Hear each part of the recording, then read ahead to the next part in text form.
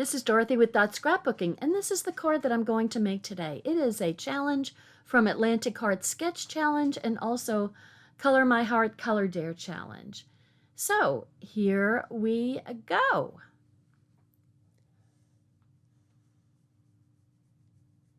Okay, here is the Color Dare Challenge from number 510 and the Atlantic Heart Sketch Challenge 487. So you can see the colors that we're working with. I chose three of the colors, and a white and also a neutral like a mocha. And there's the little little sketch. And so I am using, I'm going to make an A2 card, which is 5.5 by 4 1/4. And I cut a piece of white daisy at 4 by 5 1/4. So there's going to be 1/8 of an inch border. I'm using the stamp of the month from Close to My Heart, and it is for September, so it's the start of fall. And I'm going to use The Fall Is in the Air. And what a beautiful stamp. It's got all the leaves and some beautiful sentiments. And I've decided I've got this little one of our stencils. Comes in a package of 3.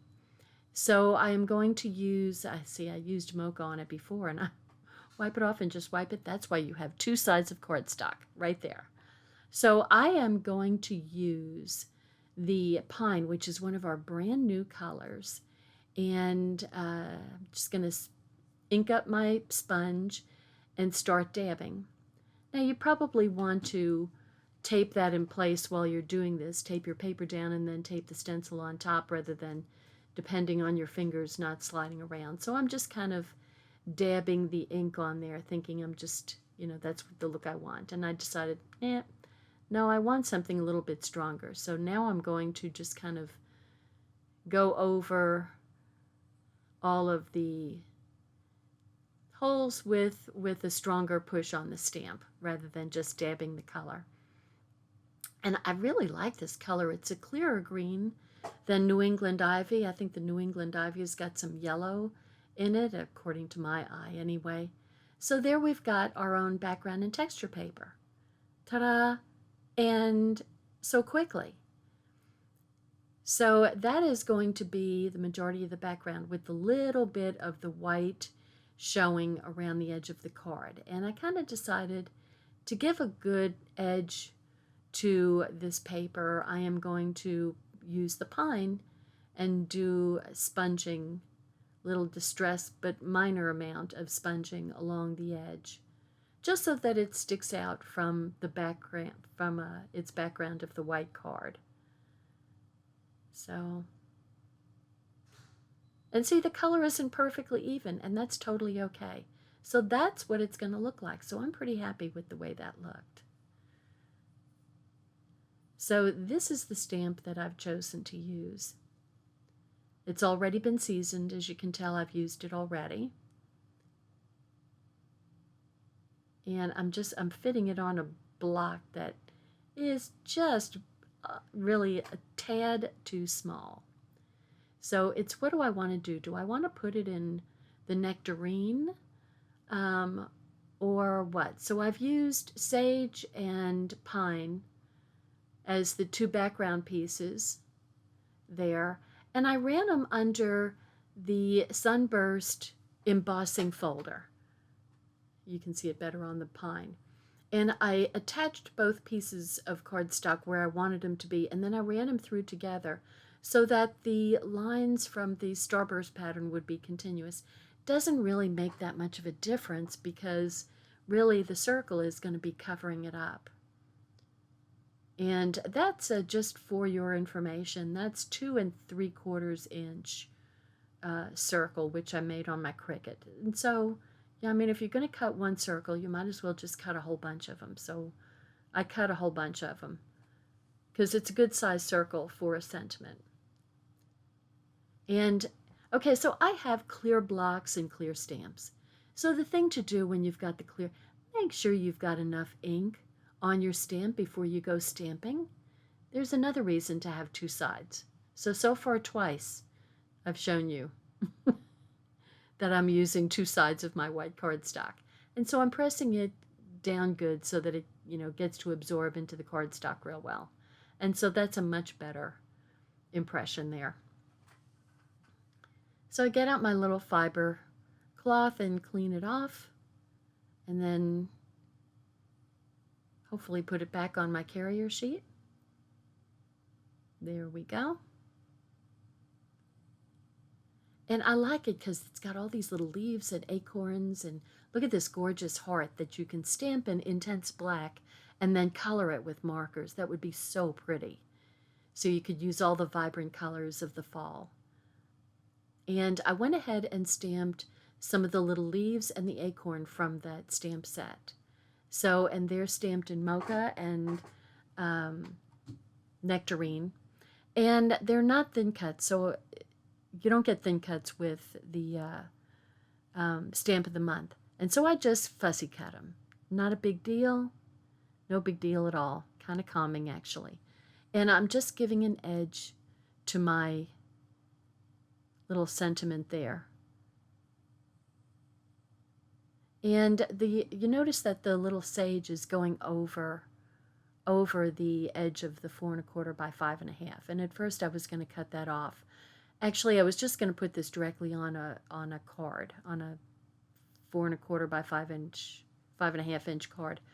But that's I already made this card, in all being totally honest here, and I really didn't like the way it looked. And so, but I'm using these same pieces and added a little bit more to it.